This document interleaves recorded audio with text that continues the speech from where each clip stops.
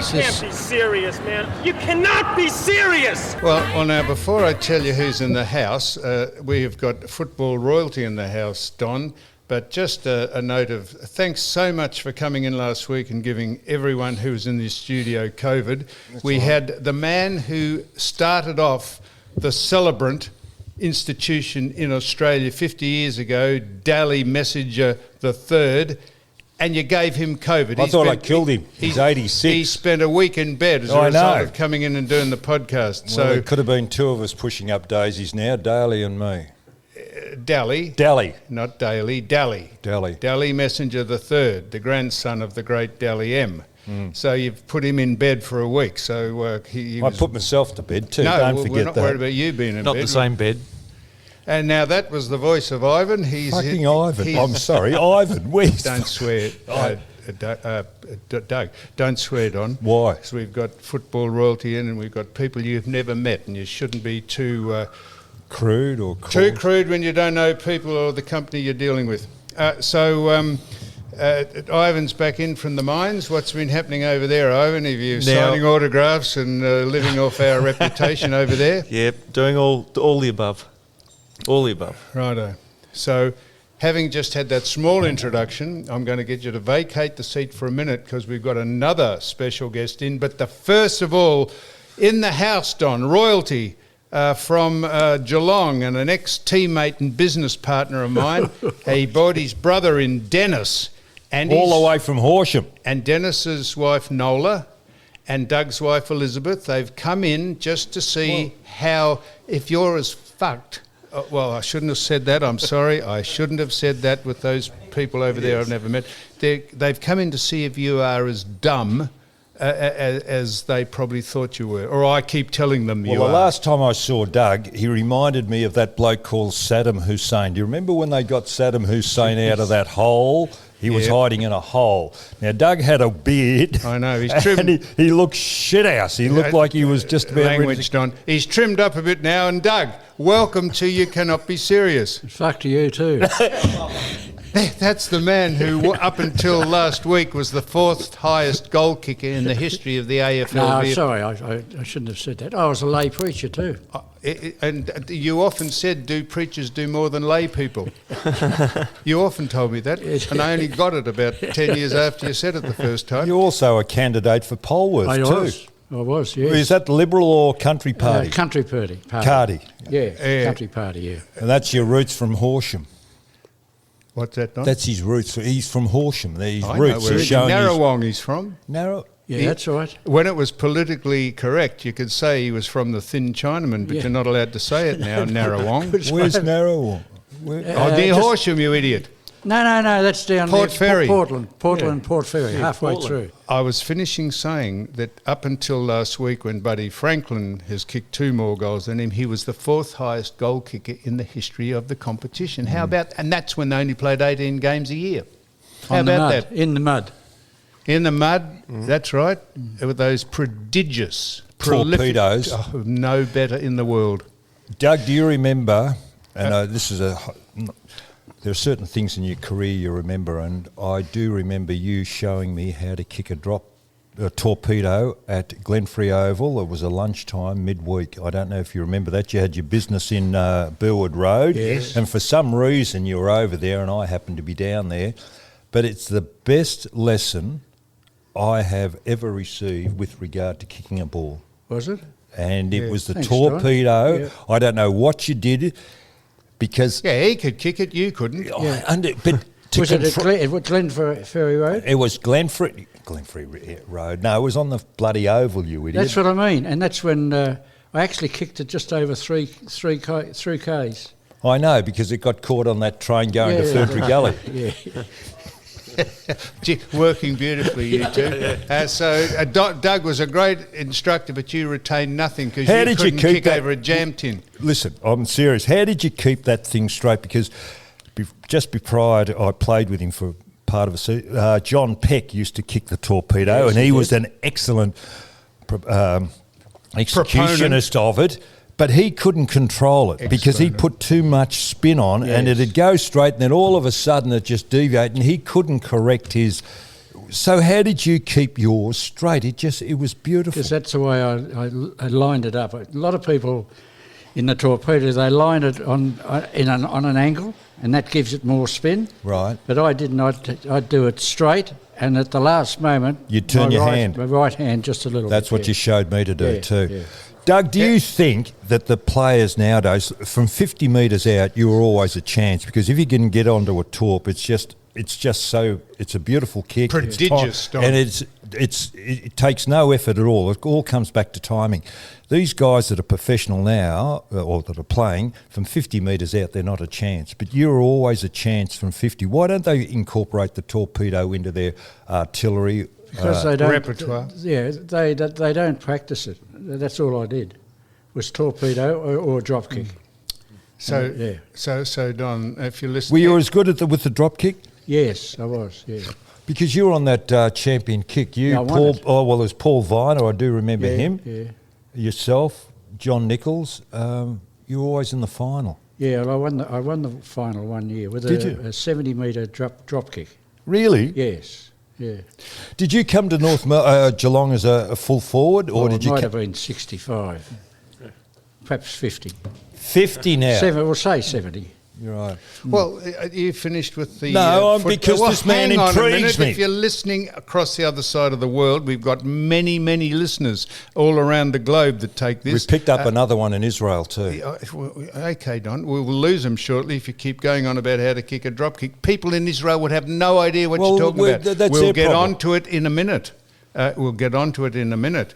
The best story that Doug could tell you, and I've told it before, but people get a nice kick out of it when it's said by the person himself, is when we sold our business. We were in business for 10 years, Doug and I. We've stumbled along, and we were about 6 years into our business, and I got my old man in to say, just give us a rundown on how we were going fiscally. And he said, I've gone through the books. He said, I think the best thing you would do is to post out a cheque to $25 to all your customers every week and don't bother going out and selling anything. But we turned the business around, Doug. Well, what was the business? It was called Technique Distributors. We sold ladies' hairdressing supplies to salons and some pharmacies, some pharmacies. And we were offered to be bought out because the people up in the eastern seaboard of Australia, in Queensland and New South Wales, wanted a product we sold in Victoria, so they came down to buy our business. And Doug and I went up to Sydney, and our business acumen wasn't great. We were great footballers dabbling in business of hairdressing. And we go up, and I'll let Doug can tell this if you like, but we go up to the Hilton Hotel, and we walk into the boardroom, and the people who are trying to buy our business, they've got barristers and solicitors and attorneys and accountants and people sitting, there's about 20 of them sitting across the desk. And Doug and I arrived, and Doug was going to do all the talking, and he'd bought all the paperwork from the business just to give our side of the story about how we did the figures and what our projections were and all that. And Doug and I travelled light because we dabbled around in those days, because we weren't married, either of us, I don't think, Doug, were we? We weren't married in those days, and we travelled light because we used to have to get out of places quickly every now and again. And Doug had two portmanteaus, two cases. They were identical, and he'd put all the papers in one, so he brings the paper, the portmanteau, to the meeting, and he's got it on the desk there, and they are sitting opposite us, so they couldn't see what was in. So what's in the other one? Well, hang on a minute. This is Doug had brought two cases with him from Melbourne, one with these small effects in them and the other with the paperwork in it for the business. So we sit there, and the bloke opposite, Doug, if you want to jump in any time, the bloke opposite, who was speaking for the people who were buying the business, said, well, gentlemen, we believe that the fiscal arrangements, notwithstanding any deterioration in the financial climate, we think modellers who are building intricate decision trees, who build the intricate decision trees, might be able to work out a financial and fiscal end to this, and we just put this proposition forward. And you say... And I nudged Doug, I said, Doug, open the case. So he opens the case, he goes, he's got that side clicks, it goes... And he opens the case, and they can't see what's in the case. And I'm sitting looking at them, And I look over, just glance at the case, and in the case there's an apple and a pair of hush puppies. Hush puppies. And I think a spare pair of underwear. Yeah, used. The underwear was used. Soiled underwear. Soiled. Hush puppies and an apple. He'd bought the wrong case. And so Doug very casually closed the case down like that. I was going to bring the case today. And the underwear. So he very casually closed the case down, and I'm sitting there and I went, and Doug said, yes, gentlemen, he said, I don't think we need to discuss this any further. We'll accept that offer. And so we all shook hands, and I kept a straight face, and we walk out into the foyer, and I said, what the fuck did we sell the business for, Doug? He said, I don't know, but when they send the paperwork to us, we'll find out. And that's how we got rid of our business. We got 50,000 and a car. Doug, we did remarkably well. We No did thanks in to those you days. That or was me. Yeah. That was it. That's footballers trying to. You know how a footballers get into business, Don. You're selling ladies' jeans, Underwear. weren't you? No, ladies' jeans, weren't you? Were you into? I was into a ladies' underwear. Were you? You into it, were you? Yeah. There's a lot of chat about that too, Don. In those days, there was a lot of rumours about Weren't you you into it, getting into Doug? ladies' underwear. Weren't you into ladies' underwear? No, it was hairdressing. Oh, hairdressing. No, We could have combined businesses. I know. Yeah, of course, you're too smart for that, Doug. Now Listen, that surfer, there's a well-known surfer down at Ocean Grove, Peter Jones, and he tells me you're sitting on a fortune, Doug. They've just rezoned your little farm. Where? What do you mean, where? A little farm. I've got a little farm, yes. Yeah, and they've rezoned it and you're sitting on a fortune. If only they would. Hey? I like to. Who told you, Peter Jones? Peter Jones, you know that he- eloquent ruckman from... Yes, it's easy for you to say. Now, Doug, Yes. we have also in the I house know. I'm a waiting. man I'm who is, waiting at the other side here. he's quickly being known as the human headline. He vies with Warwick Capper to see who can get the most press, the most dishonourable press, I might add. But this was the headline in the paper on the weekend. This weekend. It goes, I don't, yeah. gee whiz, that's a hell of a party. And then there's a long diatribe of Kappa saying why Ricky Nixon, who is our guest sitting right here, is not coming to his party, and the jealousy that has erupted between who can have the biggest and best 60th birthday bash and who's coming to it and celebrities. And so we've got the man himself, and I want to ask you, Ricky, how is things going with young Warwick? Sorry, I don't know who you're talking about. Who is he? He's, well, if you don't know who you'd be He's no Doug Wade, let's face it. He wasn't bad at what he did at the Swans and kick goals, but I'm talking about how you're going with the relationship. How did that turn to shit? Oh, well, he made a decision that we were going to have a joint 60th and then decided not to do it after I'd put in place a lot of things, and I said, I'll do my own then. And at the end of the day, you just do your own. It's better anyway. Don't soften it down. That's not the real story. Well, if you want one for the Herald Sun, I could say a few other things, but they don't report swearing, so we have to keep that out of it. Well, we don't. We're not doing this for the Herald Sun. We're doing this so people will know why the two great people who are in the Sporting Hall of Fame for getting their name in the paper have had a bust up. Why did he? I thought I was asked to go to you. It was going to be a joint thing. There was thousands coming. There was entertainment, and now you've been relegated to the earlier party the week before, and he's having the one the week after. Yeah, well, I'm actually looking forward to mine because already it's just about sold out, or not sold out. Sold out? Oh, you're selling tickets to it? Yeah, $1,000 a ticket. Hey, hang on. Listen, you're organising this thing down at Rosebud with Johnny at the hotel. Yes. I looked at where's that? You've taken the ad away. I don't understand. There's $160 for a ticket, but if you have a photo, it's $300 and something. Why the difference in tickets? You cop that extra $150 yourself. This is what the people who are organising a lot of these events now, I noticed, are doing ticket sales. Plus, if you want a photo with Doug Wade, it's an extra $150. Whereas if I do a function with Dane Swan, which I do every weekend, Dane doesn't charge you $150 for a photo. That's part of the community service. I don't get it. Well, I do get it. It's about the money. Could I quote from the article in the paper? Warwick Capper says, Warwick, he's invited friends including Wayne, this is Warwick saying this, invited friends including Wayne Carey, Sam Newman, Billy Brownless and Mick Gatto. Gatto is on security to make sure Nixon doesn't get into the room. It's funny, I spoke to Mick Gatto yesterday, and I'm sure he won't mind me saying, is Kappa's saying that he's coming to his to run security, and Mick said, I haven't even had an invitation from you and I'm not going anyway. So it just puts everyone into the classic clickbait situation where you take sides. That's all it's about these days.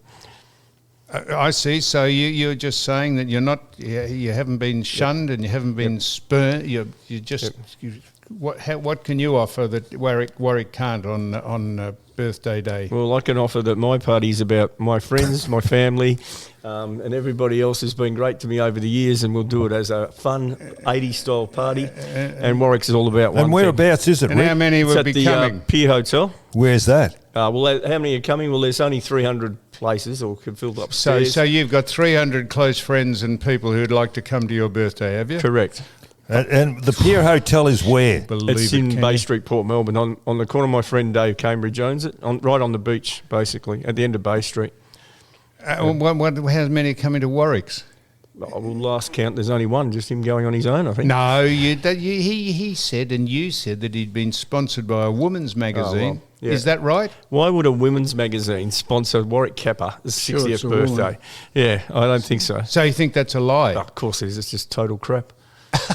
I mean, I don't want to cut to the chase too He was at the quickly, races the other day. He's got a horse called got Kappa 1% in a horse, and he claims he Kappa owns it all. 39. Yeah. And he's got the leopard skin jacket. I think he had a leopard skin jacket on in the mounting yard. Well, he's worn that for about 40 years. It's a little bit outdated now. He fills it out into well. it now. And he's pumped up. He's got Botox and he's had his skin fat put into his cheeks and taken out of his arse. He's pumped his chest up. But who was a better full forward in your opinion, Doug Wade or Warwick Kappa? Well, that's a completely unfair question. You know who I think is the best full forward that I've actually seen.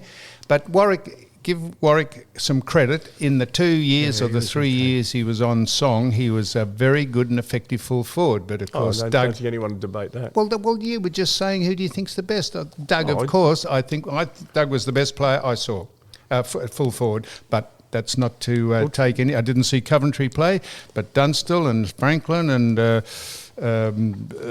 Lockett, of course. But Doug was mercurial. I don't know that Warwick was mercurial, but he was effective, Doug. You would have... Mercurial?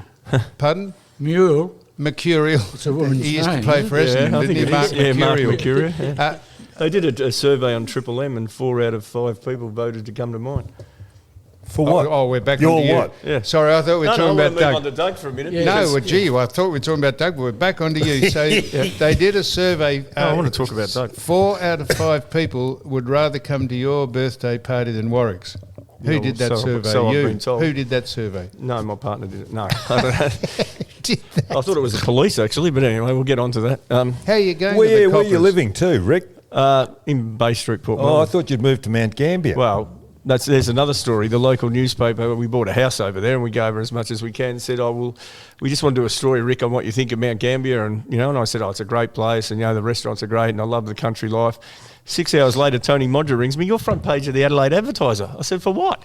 They got a picture of my partner, Melissa, out on Sam's boat, put me in a headlock, so they make it front page of the How newspaper. would they get that? Because you put it on social I media. didn't. Melissa did.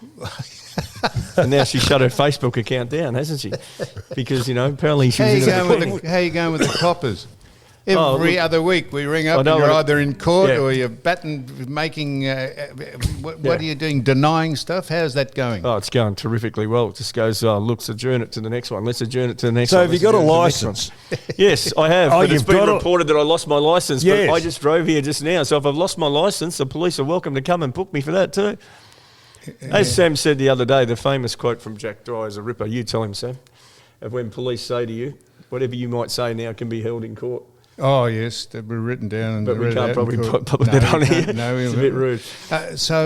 All right. Well, so you're not put out about the Kappa juggernaut cranking up for a big 60th. You're just going to have a nice, quiet 300 your closest 300 best friends coming, and we got to pay. I didn't know we had to pay to No, get you in, do don't we? have to pay. Hey? God. Geez, no. you couldn't afford 300 people. That's cost you thousands. Oh, no, the bar you have to pay for your drinks after a certain time. There'll be a... What, 5 minutes? Less than that, I think. Probably 3 minutes. Depends if you come to... Yeah, would you come if you're No, invited? fuck, I wouldn't go I to beg that. pardon? I wouldn't go to that. No. Why? Why? not? Why would I go? Well, I don't know. You might meet someone. I don't want to meet He's already anyone. applied and said yes. You might meet someone. Well, who? Well, I don't know. You got to meet them first. How do I know? There'd be 100. I'm sure Now, there'd be Don. some. I saw there'd be some little strumpets coming along, Strumpets? Ricky, wouldn't there? You know them. You know the world's best group of people, don't you? Yes. Anyhow, well, there we are, Chicken. Is there anything else? Just very quickly, a person contacted me with the name of Nick McLean because he thinks that you're the biggest superstar on any podcast in the world and everything else, but he's offended that you make so much noise when you eat food on the podcast. Yep. And he'd like you to cease from making all the noise because he's not happy about it. No, Yeah. that's fair enough, Don. How many times have I told you to A, speak into the microphone, and B, Yeah. don't... Make Well, so don't much be a noise. dickhead. We've got Dennis and Nola and Elizabeth in there watching you. I've said, come in and watch the great Don Scott operate. And if you can understand anything he says because he's dyslexic or because he eats food while he's speaking, you'll be doing well. And you're just proving my point. Doug, do you ever go to the? Yes. Do you ever go to the football, North or Not much, no. Geelong's reunions? No, no. I did, yes. Did you? When? Do you know about the... No. Yeah, it is. 60th year. 60 What do you years. mean? Do I know about it? Is this? Yeah, I went has this to it. been in the press? Has it? Oh, every year we have a reunion. What happened? Every year. Well, every year we have a get together. There's Yeah. only 10 of us left now. Yeah. That's the 63 grand final side. 65, yeah, 63 grand 63, final. yeah. Yeah. Both the seniors and the 63. Seconds? I played in you that. were in that. You were in that. I You were- didn't get an invite. Yes, you did. Did I? You would have gotten an invite. Yeah, yeah. I played from school in And the it was the seconds. Friday before the match, Greater Western, wherever that was, Yeah. 2 weeks ago. And what So happened?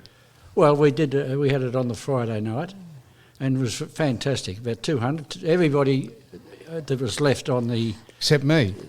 No, for the seniors. Yep. Yeah, everybody. I don't know how many of the seconds, but there was Tony Polinelli came from. Anyway, there was 10 of us came. Yeah, we had a fantastic game. And there's only Time. 10 of you still Only around. 10, sir. And You then said, "Did I hear about it?" they invited us to the Oh, yeah. match next day, which we did, Yes. and went there. And you said, "Did I hear about it?" As if there was something to hear about. Oh well.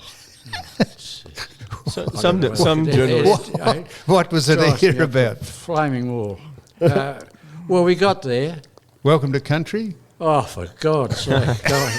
Don't start. You know it costs you $500 to get someone to do that. Smoke and leaves and crap everywhere. Well done, Doug. And we were invited. The president, I can't think of his name now. Of who? Of Geelong. He was there and got up and said, Welcome to country. no, they've done that before. Everybody gets up and says, welcome to country. And he said, and said, look, it's Fred Wooler and 10 of us, of all the Yeah. are there, and welcome. That was it. I thought we were going out on the ground and a few No. things, and then so we get there. You just No shoved it- seats. No seats. Tell them. Tony Polinelli is 3'8" at the Yeah, moment. He used to be 5 foot. He used to smoke a pipe at Smoke, 3/4 and time. he- Borkham Riff in the pipe. That's right. Yeah. Yeah, well, he was there. Well, Tony was there, and Billy Goggin. Billy was on crutches. Yatesy there from Mountgarrison. Yeah, he was there. Okay, so you've mentioned 4, and then there would be. Colin Rice. There was 10 of us anyway. Yeah. Yeah. So we get there afterwards. We I get think there. who and, else? Sharrock? Johnny Sherrick was there. Yeah. Fred, well, you said Fred Wooler. Alistair Lord. Alistair Lord. Yeah. Well, nearly That's all about of 8 them. you got. Yeah, that's good. New, that's nice. And then I thought, normally at a thing, you would talk about football, wouldn't you? Yeah. Well, they had a couch. They put a couch there, and on the couch was the Deputy Prime Minister, Yeah. Miles, is it Miles? Miles. Miles. From Geelong, Yeah. Richard Miles, Richard Yeah. Miles was there. Minister of Defence or And something. then the chairman of the AFL, he was there, but his sidekick was a woman who looks after the smoking and all that stuff, Yeah. and the leads. Diversity and Diversity's, inclusion yeah, and equity. Yeah, especially in the last 6 years. Yeah. And they had a symposium. Symposium? Symposium. On what? The yes vote. Would you, for God's truth? What, at a football reunion? At a function, and I got up, and I was going to say something. I said, I was with a mate of mine. Liz couldn't come with me, so I got a bloke. Ron. Yeah, it's terrible, isn't it? He's my best mate. Ron Hosking. What is it? Hosking. Morgan. Oh. Morgan's not a. It's a Too hard much name. concussion. Yeah, That's the trouble. Right. Well, I've had that Yeah. too. A stroke hasn't helped you either. No, I can it tell doesn't you help, that. And then I said to Ron, I got to get out of here. And they're talking about it and getting up and saying this is why you should. And the AFL, of course, have said it's got to be yes. Oh, of course. And, They've fallen over themselves being virtuous. So I said, Ron, go on, let's go, get out of here at half time. This is before the match. And there's two.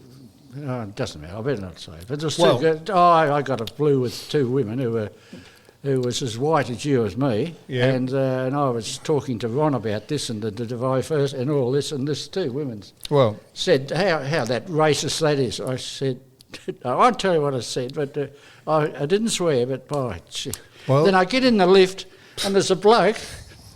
He's twice as big as me, and I'm saying this to this lady, and we're getting in the lift together, and this bloke heard. Well, he got me into me. He's got the bloody Geelong scarf and everything, and he's into me. What, as a racist? Yeah. No, that's the problem. No one's game to say they don't that they don't support the voice because you get accused. I don't of being, support it. No. Well, because you get accused, but people No, won't, because I don't know about it. People won't. That's why you shouldn't support it. And I'll tell you, these are the ambered claims. This was on a document. We've read this out before. This was in Parliament, but we read this out some months ago. This is a document that was left. This is the ambered claim of the people who are constructing the voice. I'll read them out very quickly. These are the things that they want in the voice, and this is why you shouldn't vote for it. They want a minimum 10% Aboriginal to fill the minimum of 10% Aboriginal people to fill judges, mayors, the SES, the AFP and magistrates. That's first. Second, they want no entry fees for the university or any text RMIT institutions. Thank you, Dennis. 3, old age pensions to be reduced because Aboriginals, You mean the qualifying period? Qualifying period for old age to be reduced because Aboriginals die younger. 4, first preference on vacant public housing. They have first preference to be tenants in vacant public housing. Music and sport, a 50% reduction in fees if you go to any music event or any sporting event, because I presume they say it's on Crown land. I'm not sure. Where did you get all this from? This was what. Do you think I'm making? This was what was left in a cafe of an ambered claim that was meant to make part of the voice, and it was read out in Parliament. Yeah, but that's just one person's view, isn't it? This was. I'll tell you who this view. This came from a report was devised by the staff of the NIAA, which is the National Indigenous Australian Agency, and it was left, 11-point bulletin, it was left on the table. I haven't finished yet. Parks and streams, fees to be paid on parks and streams to Aboriginal tribes for water use. Mining, as above, all fees to be paid to the respective and the relevant tribes for mining permits. Income tax reduction of 50% for Joking. that. This is what it says. New liquor licences to be vetted by the Aboriginals. New liquor licences to be reviewed by Aboriginals, and review all legislation as part of the voice. This is 11. These are 10 bullet points of an ambit claim they want, and it is the most divisive document. It will just, and I'm going to quote this again. I say it every time I say it. Lionel Rose said, "I don't go in for all this black and white stuff. I am an Australian and I call myself an Australian, and I don't go in for any of that other stuff. We are Australians." That's what Lionel Rose said when he won the World Championship, I think, in 1968, didn't he? Whatever it was. And I read that out every time. We are Australians, and why we have to give thanks for being in our country, have permission by Auntie Joy to do anything is absolute nonsense, and it's only started in the just in the 2000s, and it's gaining more oxygen all the time because no one's going to push back on it. It is absolute nonsense. I went to watch the boxing for a minute and a half when Tim Zhu knocked out Mr. whatever his name was, and his name was Carlos Ocampo. So 90 seconds, the $70 well spent for the pay TV, 90 seconds it went for. And the Welcome to Country, introduced by Jimmy Lennon Jr., he said, "Now, welcome to country." Well, that went on longer than the boxing. As a bloke got out there and said how lucky you were to be watching it in the stadium, and this is our country, and by the way, it's all our countries. So if it's all our countries, why are we welcoming anyone? Why are we welcoming anyone to it? And wait for the start, because 3 minutes the smoke will clear. Now, can I ask Doug some football questions? Because I'm into the history. Now, country football, you came from Horsham. Now, it must have been strong in those days, Horsham, because there was a guy playing at full back. Did he come down the same time as you, Roy West? Yes. Did Gary Hamer also come from Horsham? Yes. So you must have had, and yourself, you must have had a Johnny Brown. John Brown from Horsham. Yeah, no, he was he's from Horsham. So you must have had a country football must have been really, really strong back in those days. Yeah, it was very well. Gary didn't come from there, but Roy West played at Stawell. Oh, Stawell! I thought he was a Horsham boy. No, John Brown was with Horsham. Gary, I think, was in Shepparton, but all four of us came to Geelong at the same year and played our first game there. Now, listen, as a full forward, when you started in the 60s, they didn't kick too many goals. But in the set, getting towards the end of the late 60s, there was four of you. There was a guy from Hawthorn called Peter Hudson. At Collingwood, there was Peter McKenna. At Carlton, Alex Jezelenko and yourself. You all kicked 100 goals in the season. Now, why was there such a transformation in football play? Because when you started in the 60s, you were struggling to get 50 goals a season as a full forward, and there was Tom Carroll, Pecky topped at one stage. Surely you know the answer to that, Tom. No, I don't know the answer. I'm going to ask the full forward. Why did four of you kick 100? Did the game change dramatically? Absolutely. Well, shut up. You're not Doug Wade. They moved it quick. You must know this, Don. I want to know. They moved it quick to a one-on-one contest. They moved it to a one-on-one contest. That's why. Well, you instead of having two defenders knock it away from you, went to a one-on-one contest, which you were better than the fullback. Yeah, always. Yeah. Okay, well... No, not always better. No, you're right. Yeah. You haven't answered my question. Yeah, no, well, I can't understand the question. I'll answer it. You're not the first person. But how come four of you could kick 100 goals in the late 60s, whereas they were struggling to get 50 or 60 goals when you first started? Yeah, well, we didn't always kick them at the same time. That's it's over a period of time. I think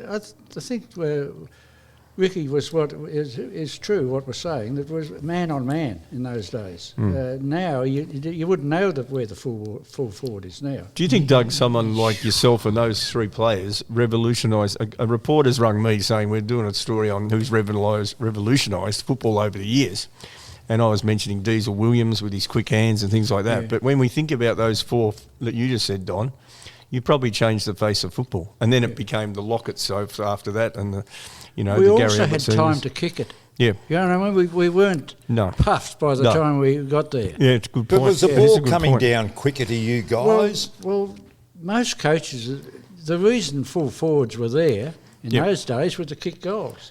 And they left, Bobby Davis said, just put all away. What about Hudson?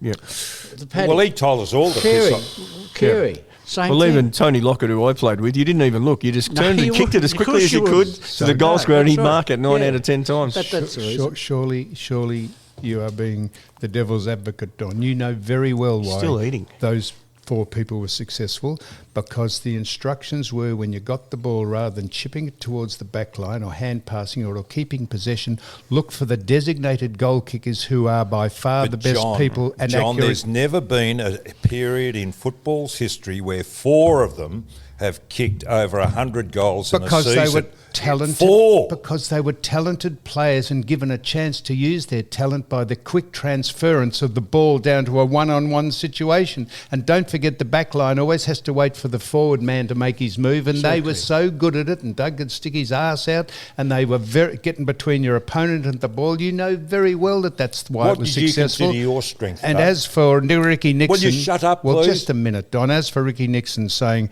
that Diesel William was the architect of the modern game, there's no doubt the man who changed the way the game's played was Graham Farmer, who was the first person to start offensive handball rather than defensive handball. He changed the way the game is played, absolutely. Jug, what do you consider your strengths? My strength was marking. And Overhead or chest? It didn't matter. And Niggly? I was niggly. Yeah. You fucking oath you were niggly. What, you'd whack blokes? Oh, would he you? was angry. Yes, you did. not Did he very really? often, He was as not angry very as often. 12 But men. your great kicking was the highlight Kicking, for yeah. me as a kid but I growing had up. an ability, Yeah. ever since I was a kid, Yep. I had an ability to know where the ball was, watch the ball, always, and what was going, and I had an ability, just an innate, Yep. I didn't have to think about it. I knew where the ball was about to come, and so I'd lead. Yep. In a position. Not always did I ever get it. 9 out of 10. I know you won't. And 9 believe, out of 10 I know you times. won't believe this, but speaking about torpedoes, I've kicked a kick in VFL football, 92 metres. One day, it's the That's second back longest. to you, chicken, is it? No, I was just saying, he's talking about torpedoes. Sorry, no, torpedoes. Doug did a 70-metre drop kick at the World of Sport, No, and you've done a 90-metre torp. 92, and well get it done, right, and you got get it more right. people coming to your birthday party. And what else did you say when we got onto Doug? You said something about No, I was talking yourself about his again. torpedoes. Yeah, the course. yeah. Where did you do this 90-metre torp? At Moorabbin. It's on YouTube. Fucking bullshit. Because everybody, Wayne Carey said, that's bullshit, you're full of shit, da-da-da. I picked up my phone and gone, there you go. And he goes, Jesus. That was Jeff Ferring, wasn't it? Yeah, Jeff Ferring had the longest kick at the same ground, 110 metres, I think it was. He went through, he kicked it from the centre circle through the goals on the full. Doug, the other thing is, you transferred, as captain of Geelong, you transferred to North Melbourne. Why? And for how much? There must have been money involved. Had a good manager. Was. So why did you transfer number 1 and 2? How much money was there? Would you like me to tell that story, Doug? Hey? Would you like me to You tell kick it? off. No, I won't tell it. What? Well, I think the statute of limitations is over for the tax department, isn't it? One of those, a brown paper bag, Doug, was it? So, Yeah, Don, it this was. is absolutely true. We had an office in Geelong in Little Mallop Street Yeah. or somewhere, No, McCann yeah, Street, yeah, Little Mallop. Technique Distributors, and Doug had been approached by Ron Joseph, the late Ron Joseph, and the heavy hitters at North. Would he come to North Melbourne in 74 or 5 or 73? 3, 4, 3, 5, 4 yeah. and 5. Yeah, So 73. we're in the office, and Doug said, Sam, I'm just going out. I've got a meeting with some people. And I said, which people? He said, I've got a meeting with some North Melbourne people. And he went away, and he came back about an hour and a half later. And he's got Coles didn't have paper bags in those days, but he had a big brown paper bag. And it was fairly bulging, and I thought it might be his lunch. And he put on the table, he said, I said, what was that about? He said, have a look at that. And I said, and he tipped it upside down, and I had never seen so much money all at once in the same place. How much was the deal? It was a lot of money. I'm telling you, it was a lot of money. I worked in the bank, you worked in the bank, right? And We didn't see that much in a day. In those days, all the notes were tied by string, and they were tight. And bundles of them. Bundles of them. And they were bundles in 500s. And I was at the Old Melbourne with Alan Nolan, a solicitor from Winnicky. Oh, Winnicky. Winnicky. John Winnicky or I didn't have a solicitor. I was just by myself. Yeah. Bit like and when they we said, sold the look, business. I said, no, look, I'm going to go back to Geelong because Polly was then the coach, and I said, if Polly wants me to play there, and he promised me that I'd kick over 100 goals, I'd play. I said. And Ron Joseph, looked at it was a huge big table. I looked at this, and Ron Joseph pulled something out, and it was sitting on the thing. It was a square, a rectangle about that big. And he cut the strings, and opened up. Well, it was tight, you know. Tight, yeah. And they when just tumbled out like building blocks. And I said, "How much is that?" I said, he said, "I will give you that and another 10,000 a year." Really? Yeah, that was only just a 10,000 sweetener. a year. That wasn't the salary. That was just a What sweetener. year was that, Doc? What year? 73. 73. I mean, we were on $300 a week. Yeah, that's what I was going to ask you. What was the deal? I was on back then? 3,000. That was just a sweet. Well, that's a lot more than... Shit. Bruce Stool asked me once what I was on, and I was on, in 1981, 15 grand, but he was on less. So I said, "How much?" Just is a that? minute. We've got it back to Ricky. Ricky was on how much? Sorry. Geez, sorry, I better not No, speak. no, that's all I'm right. interested. I'll put some tape Don on hasn't that. told us how much he was on, or you did. I haven't told you how much I was on, but how much were you on, Ricky? Well, where I made the mistake was I said, as we were walking out, Bruce Stool said to me, as a young bloke, how much do you get paid? And I said, 15,000. He's gone, 15,000? He goes, I'm only getting 5.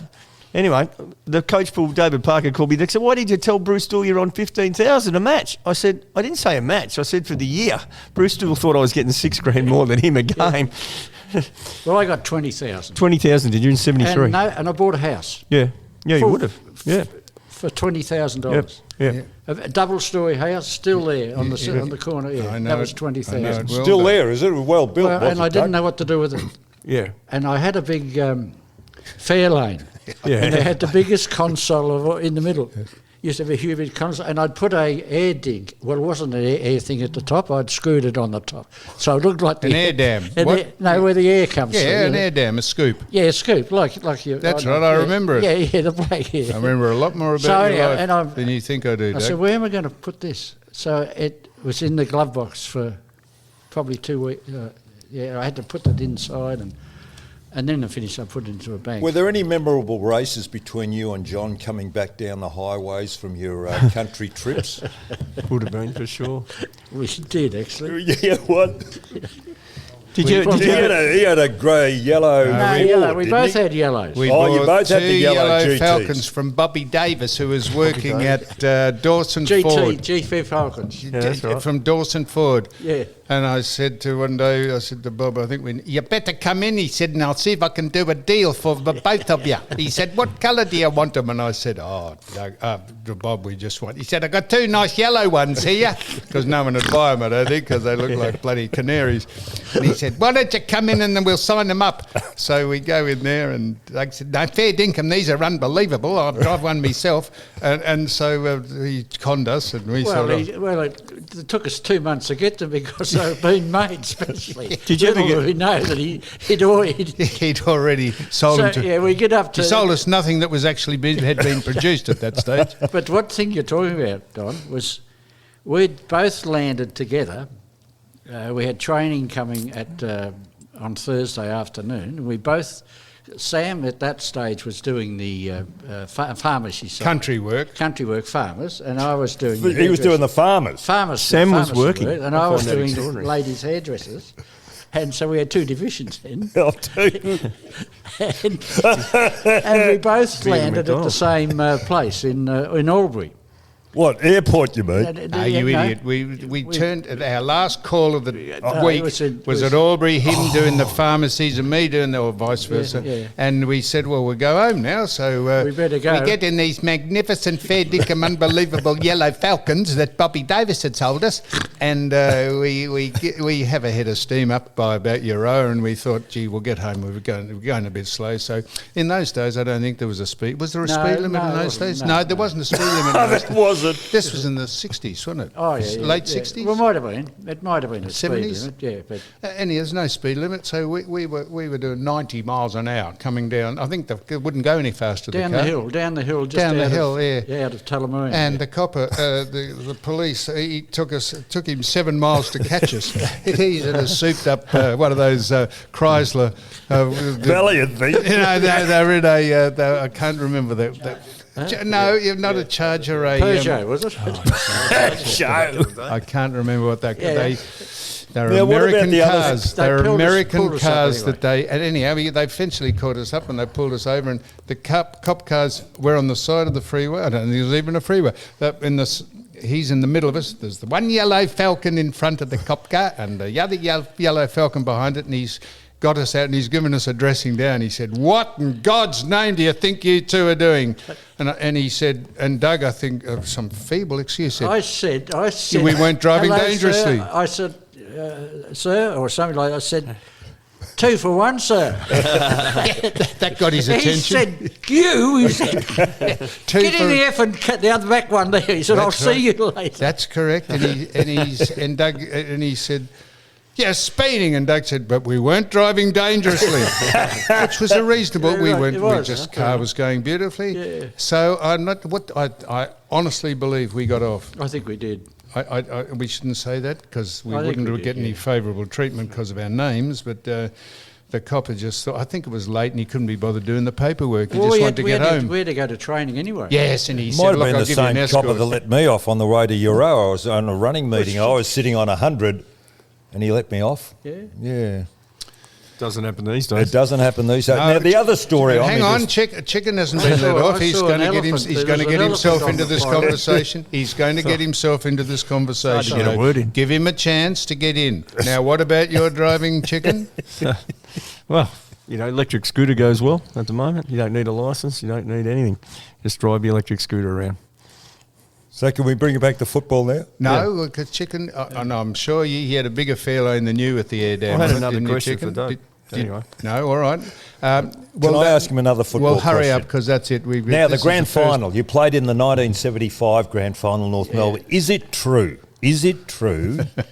75. 75. That's North Melbourne. Yeah, North Melbourne.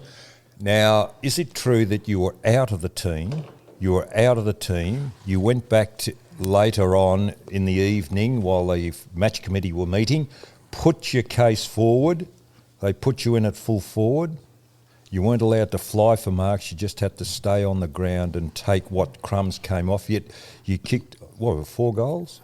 You did? Yeah, you did something kick like that. 4, Is Doug. that a true story that you were out of the team, you had to go and plead your case, you got in? Yes. That is true, Doug. That is, yeah, I know is true. because you've told me that. That is true.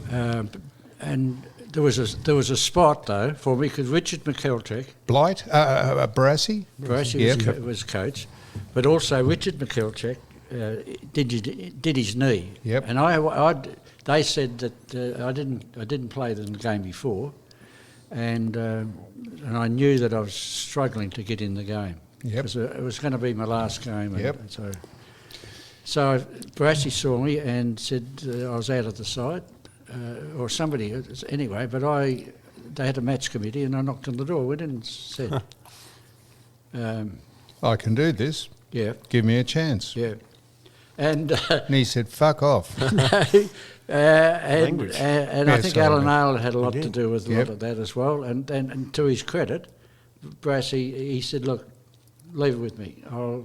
Anyway. And I thought, oh, that was it. So I went home, and about 9 or 10 o'clock at night. You were shicker because you thought you weren't going to get a No, game? I wasn't. No, I know. I didn't drink joking, in those days. Doug. And there's a knock on the door, and so I went in. There's Barassi with a chess set. With a chess set. Where's this going? Yeah. That's right, yeah. And I said, Ron, he said, can I come in? He said, yeah. I said, yeah, come in. He sat down. He said, would you like it? Let's have a game of chess. I said, What? Ron, am I in the effing team or not? He said, you're Depends in on the your team. next move. But here's the deal.